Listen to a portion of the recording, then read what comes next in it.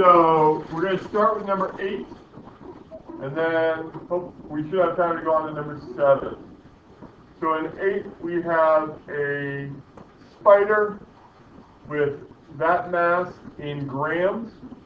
Should we keep the mass in grams? No, kilograms.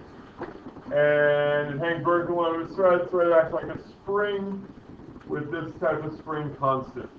And then they want to know what's the increase in the thread's length caused by the spider. So our Y is a diagram, and we've got it's one of these with involving forces and other concepts. So we're going to have some writing and some drawing. So we're going to have a force diagram, but also some writing. So let's start off with the force diagram. And I'm trying out a new stylus to see if it works better.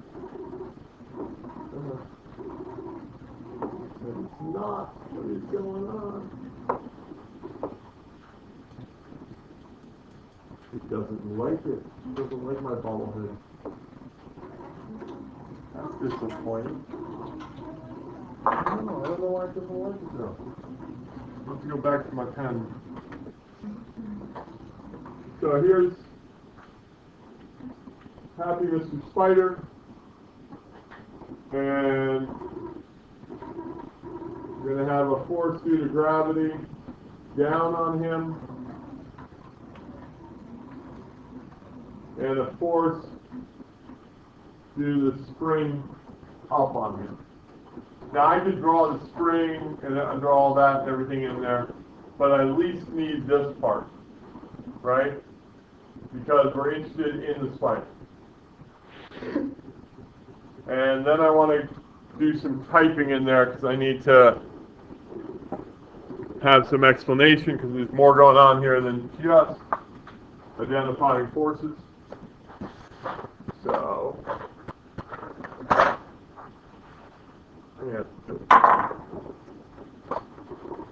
alright, so text box. Let's see.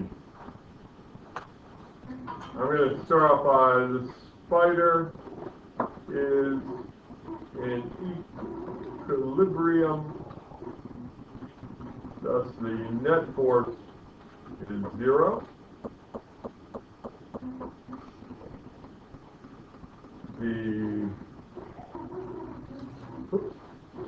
Further, the thread is stretched.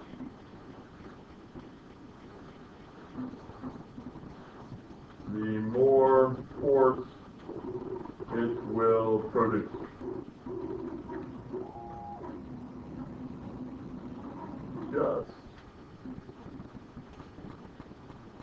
Just like a spring. Does that make sense? Yeah? I think that's all we need. We got in there, and we know we got from our diagram also we know it's at equilibrium. And then we've identified that 2 places that the force on the spider is coming from the spring and also from gravity. I mean, I suppose we could say like, hey, the spider is close to the earth, so it has a weight. I think that's given in our diagram. Good? Alright. Let's go on to our how then. We need some equations to start with. So, I need my equation sheet, which is one of these tabs, I thought. Or did I close it? Oh, there it is. So, I've got gravity going on. So, oh, and I have a spring force, and they're right next to each other. That's right. So I got those 2. The one other thing I probably need is my value of G, because I'm assuming this orb spider is near the Earth, because I don't know if orb spiders that live anywhere else. Did you guys hear though that they just baked cookies up in space, up on the space station? and shipped an oven up there so they could start making food rather than just chocolate chip cookies, from what I hear. An incentive to join the program. Yeah. All right.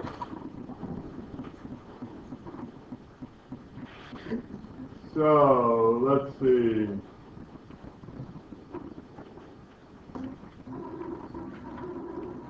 So our forces equal 0. That's from our knowing that they're in equilibrium, right? On our diagram, we didn't label positive and negative. Which way do you want to say is positive? Up? Is everyone okay with up? All right. So that would mean if I look back at my diagram, I'd have a positive force of the spring plus a negative force of gravity since that pointed downwards. And those have to add up to 0. Just point out my problem. So, do a little algebra. I can rearrange those, right? And then substituting in, remember the negative here on the Hooke's law there is only indicating that the displacement of the spring and the force it produces are in opposite directions. Which way is the spring going to stretch? Down. Which way is the force it's producing? Up. Right? So that negative is already taken into account. So I'm just going to put in K, which is my spring constant, delta L, basically the magnitude of it, and then mg.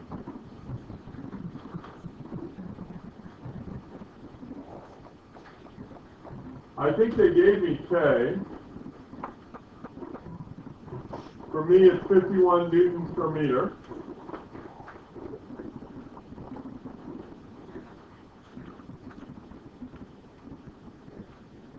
I don't know delta L, that's what I'm looking for.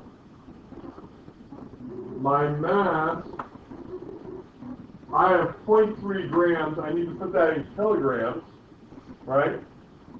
So the way I'm going to write that, because I'm lazy, is 0.3 times 10 to the negative 3 kilograms. And then my G, 9.81 newtons per kilogram.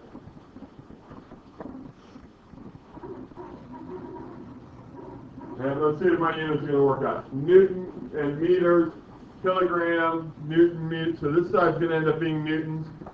As long as my delta L is in meters, this side will end up being newtons also. Yay! So I didn't solve for delta L. Alright, on to number 7 here.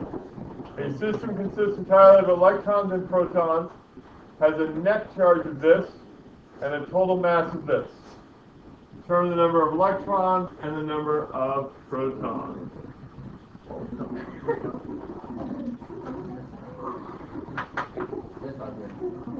Alright, so, net charge means total charge, right? Yeah. Net means add them all up. What can we tell by that being positive? More protons. More protons than electrons. Excellent. Because we know each carry the same amount of charge. So, we're going to go here. So, since the net charge is positive, there must be more protons than electrons. Both and carry the same amount of charge, just different types. When do we have them? Just different types.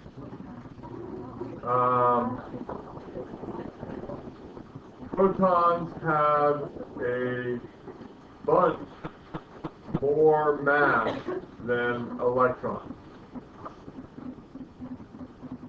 Yeah, that's great English, but you get the idea. Right? Remember, these will be up as videos right after class is out if you want it that way too. Whatever works. No, that's fine too. I can go. Think we hit all the points on the line? I think so. I think we brought it right to this problem.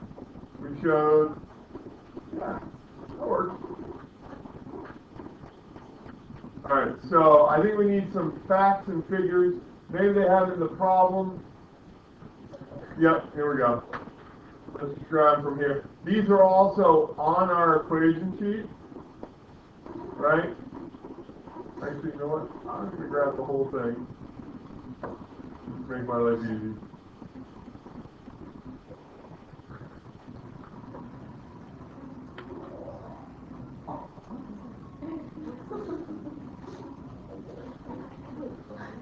There we go. Okay. So, the net charge. So the way I'm going to express the net charge is the amount of... Come on, you were working. Oh, I need a pen.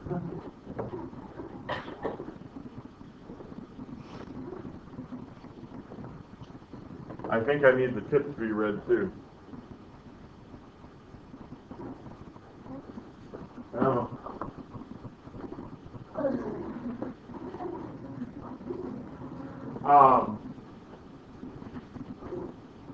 So I'm going to say the charge from the electrons plus the charge from the proton equals the total charge.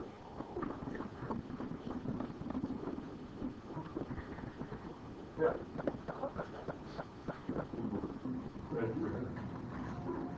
I promise to leave you alone after this.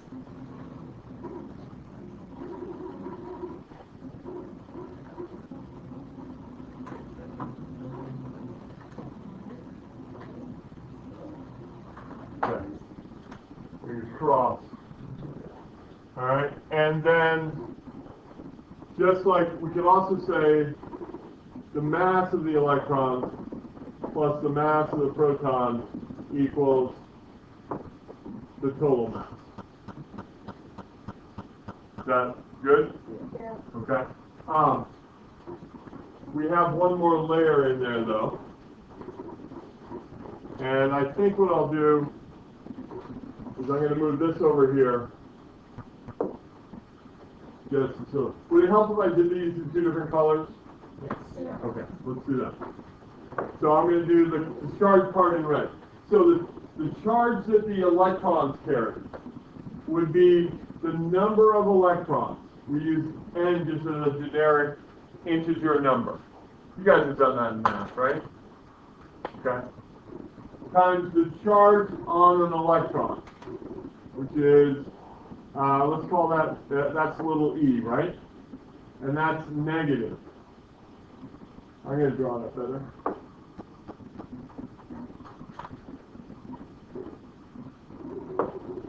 So times negative little e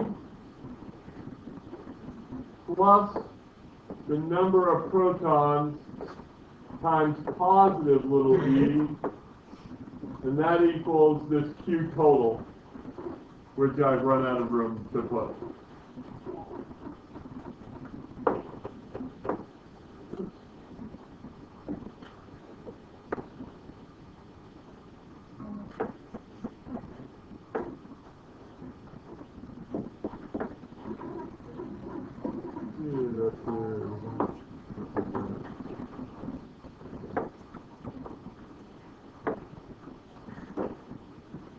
Which is 1.84 times 10 to the negative 15 coulombs.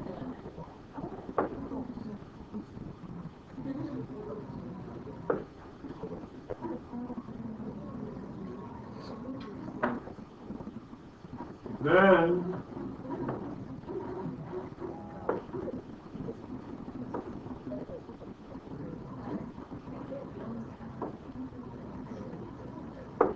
going into this one, the mass of the electrons would be the number of electrons times the mass of an electron plus the number of protons times the mass of a proton equals 4.71 times 10 to the negative 23rd kilogram.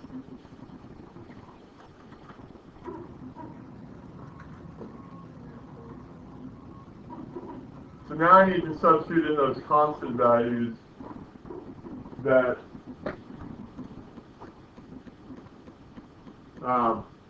that I have up top, which says that the electron, the E is 1.6, or negative 1.60 or 1.602.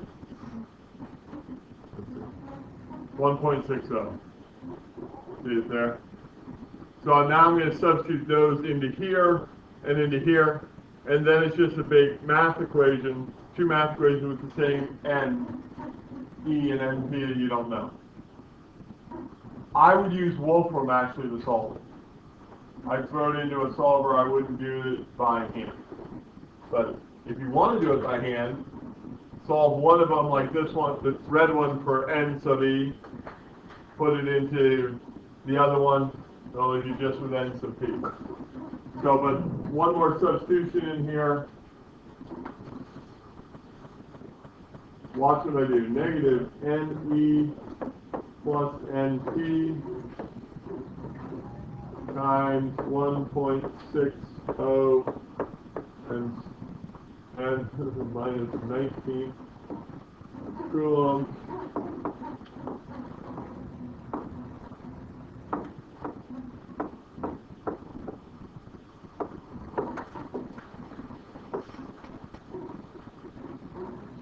Notice how I group those together.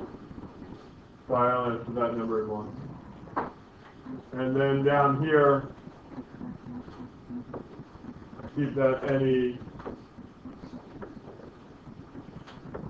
9.11 and 10 to the minus 31st kilograms. NP times 1.673. 10 to the minus 27. That equals that 4.71.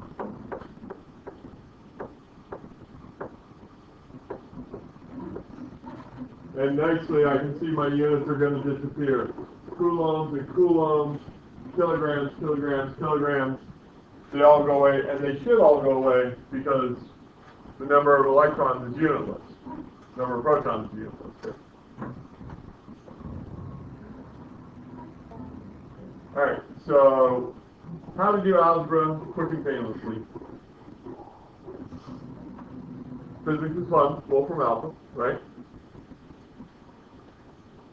And now I need to enter those two equations in here. Rather than N sub P and N sub E, I'm going to use A and B. A for the electrons, B for the protons. Because I don't want to use E, because E has so many little meanings, right? So this is going to be interesting to flip back and forth. You know what, maybe I'll try to do a split screen.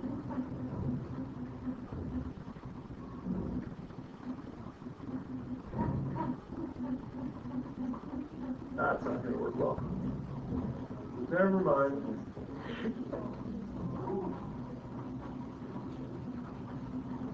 Alright, so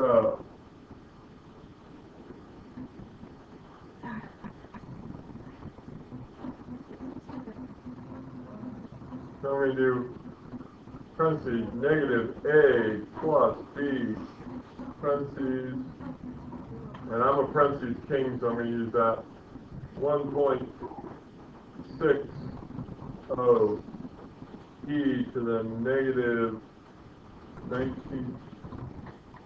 Right.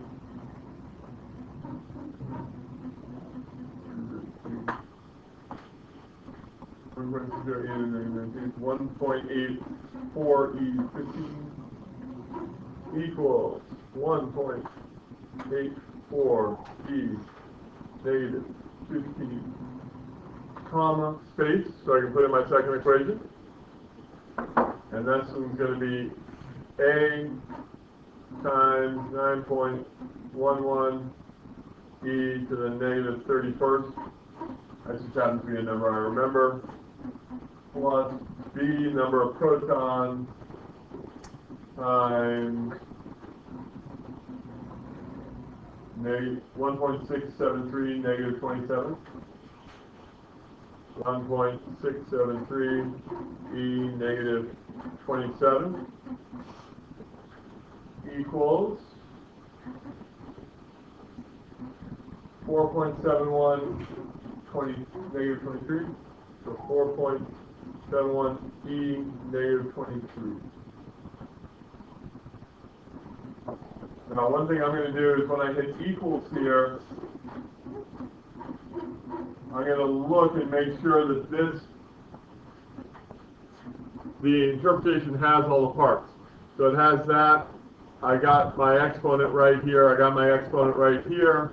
I'm double checking my exponents because that could be the common mistake. If I don't capitalize my E, it might take it as natural log or something weird like that. Okay? So there are my two values. Says the number of electrons is 16,644, and the number of protons says is 28,144. And you can always look at the step-by-step solution if you want to. Or there's the other option solvers that are actually better at step-by-step, showing you which one is it. It's like Matt Papa, I think, is really good at that, showing you all the algebraic steps you would go through. So that's a good way to increase your algebraic ability. But yeah, that's how I do it.